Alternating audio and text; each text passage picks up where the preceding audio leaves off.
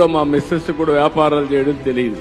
NT Ramarao గారు కుమార్తెగా ఏ పని చేయాల్సిన అవసరం లేదనే ఉద్దేశంతో నేర్చుకోలేదు. నేను మంత్రి అయిన తర్వాత మళ్లీ నాకు రాజకీయాల్లో యాక్టివ్ గా 89లో మినిస్టర్ అయ్యే పరిస్థితి, 94లో మినిస్టర్ అయ్యాను.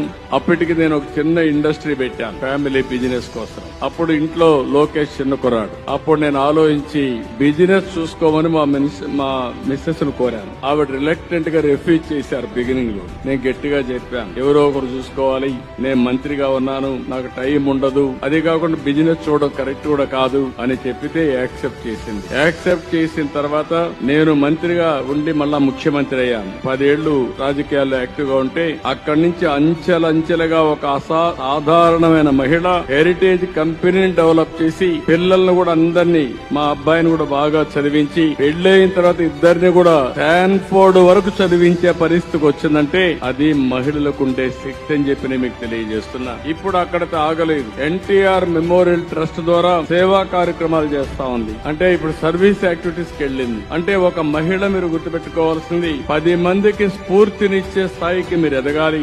నేను మా ఇంట్లో కూడా ఊహించలేదు. అలాంటిది మా మిస్సెస్ చేయగలిగిందంటే అందరికీ ఆ శక్తి ఉంది. అందుకే నేను మనస్ఫూర్తిగా మా మిస్సెస్ ని అభినందిస్తున్నా.